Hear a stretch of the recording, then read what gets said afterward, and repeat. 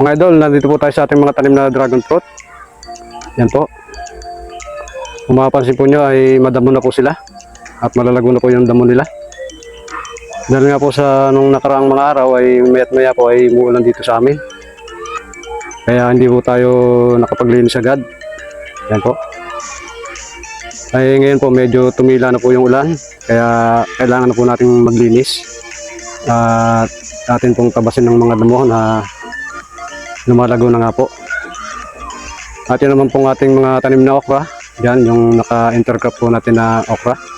Kaya kung mapapansin po nyo ay malalago na rin sila. Kailangan na rin po natin silang siguro nga tanggalin muna or alisin. Dahil sa kasagabal na nga po rito sa ating tanim na dragon fruit. Alisin na po muna natin yung ating tanim na okra dahil sa matagal na rin naman po ito eh. At hindi na rin po magandang bunga niya. Mga tigasin na rin po yung bunga niya at bumabaloktot na rin po.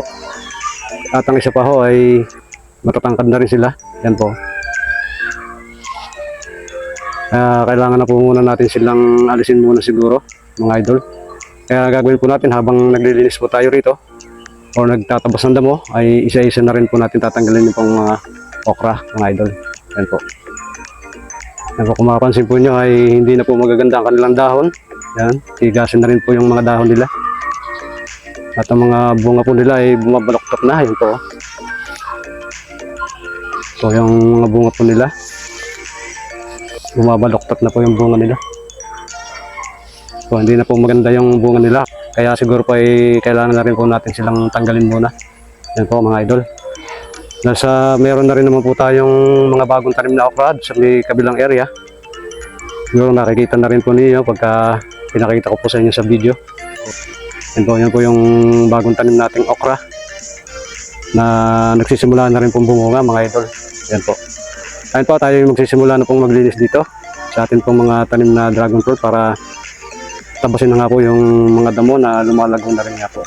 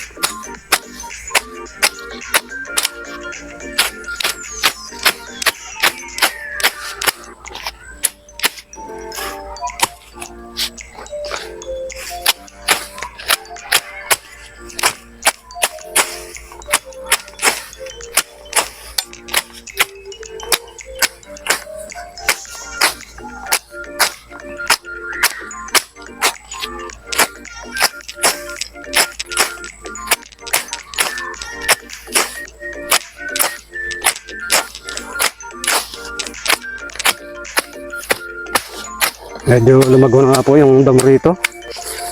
Sa mayat-maya nga po ay umuulan dito ng mga nakaraang araw. Hindi naman tayo makapaglinis pagka umuulan mga idol.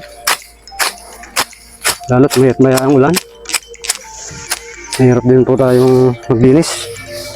Kaya hinintayin muna natin tumila ang ulan. O mawala muna ang ulan pansamantala.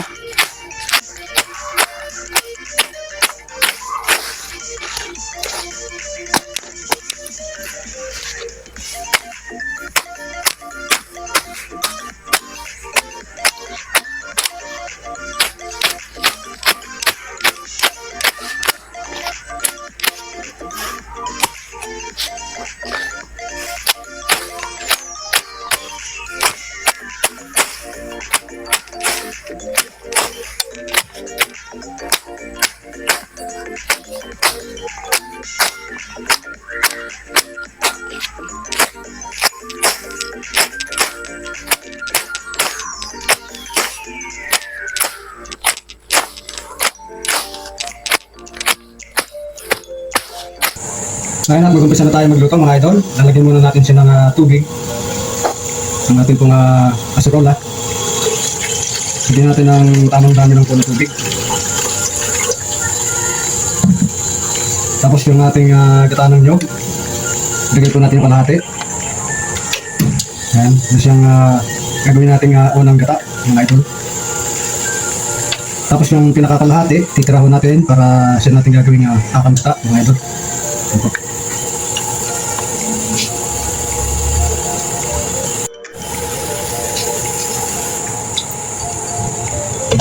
Sasahagawin po natin. Pabayaan po natin kumulo. Bago natin ilagay yung ating pong mga main ingredients katulad po ng saging at gabi. Ayan, at kumukulo na po yung ating unang gata na hinaluan po natin ng tubig. Lalagyan na po natin yung ating main ingredients na saging. Ano po? Lalagyan po natin. At ilagay na rin po natin yung ating gabi. Oh. Mas marami pa yung gabi kaysa sa saging. Mahal po yung saging eh. Itong gabi, may mga tanim naman po tayong gabi. Hindi na po natin pinili. Marami po dyan sa paligid ng bahay namin na ganitong gabi. Tapos hintayin po natin siyang kumulo. At kapag luto na po yung ating saging at saka yung gabi, ay saka po natin nilalagay yung ating sago at iba pong mga ingredients katulad po na suka.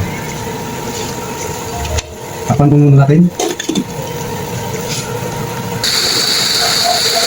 Ayan, at kumukulo na po yung ating niluluto.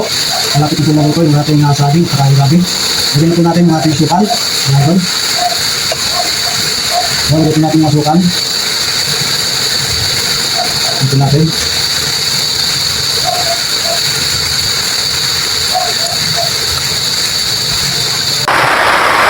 Ayan po, at kumukulo na po yung ating niluluto mga idol. At maluto na rin yung ating saging at saka yung gabi. Pwede na po natin ilagay yung ating gata ng nilog na tinira kanina. Ating pagagawin kakagata. Ayan po. Ayan po natin. Ayan po yung ating pinakakagata mga idol. Ayan po. At tapos saluhin po natin. Ito kung mapapansin nyo, lakas po ng ulan mga idol. Masyadong malakas po yung ulan. Biglang-bigla po yung ulan mga idol. Kaya yan po, gumamit na naman po tayo ng wireless light ito dahil sa malakas na po yung ulan mga idol. Ayan po, dadagdagan po natin ng asukal dahil medyo makabang po yung nagay po natin kanina. Dagdagan po natin.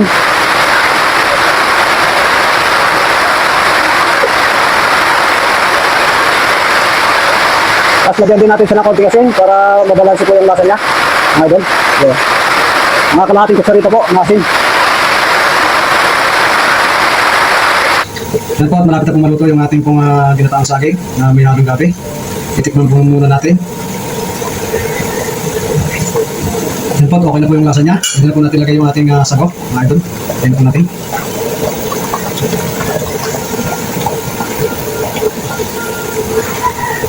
Maya-maya lang po ay pwede na po natin hanguin ito. Nasa paluto na po siya, mga idol. At pwede na rin tayo magmerienda pagka luto po itong ating ginataang saging na may halong gabi. At meron din pong sago. Merienda na tayo mga idol. Itong ating niluto na ginataang saging na may gabi. At may kasama rin pong sago. Ayos po yung lasa ng ating niluto mga idol.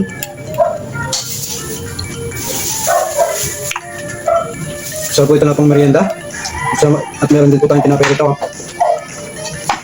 Tasty na may palaman na cheese. Merienda na tayo mga idol. Oh.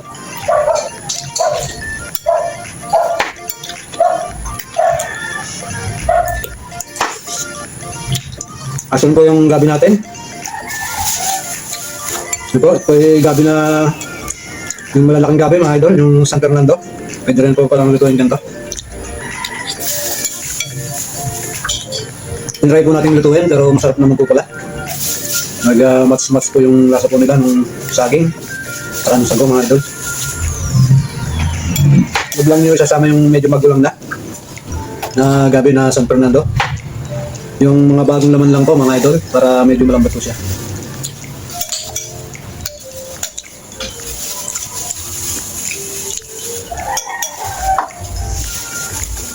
Bako yung lasa nila. At yung gata po natin na isang sachet, ay sakto-sakto lang po sa minuto natin mga idol. Ang saging natin ay hindi natin masyadong dinamihan dahil sa pagka masyadong maraming saging ay maasim po. Maasim po yung ating ginataan pagka marami pong saging. Kaya sadyang dinagdagan po natin yung gabi para hindi po siya maging maasim na ito. Sarap. Sarap din po pala yun. Yung lasa ng gabi, masarap din po mga idol. Kasi nga yung ginamit nating gabi, yung hindi pa po masyadong magulang. Yung mga bagong naman po ng gabi ng San Fernando, mga idol, yung malalaking gabi. Okay din po palang gatae. May kasamang iba't ibang mga sahog, katulad po ng saging. Sago.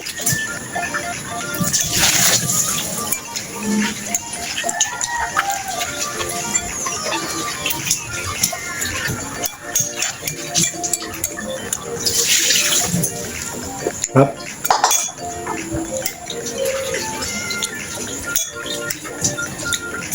At saka yung gagamitin po natin na saging mga idol, yung kung huwag masyadong hinog.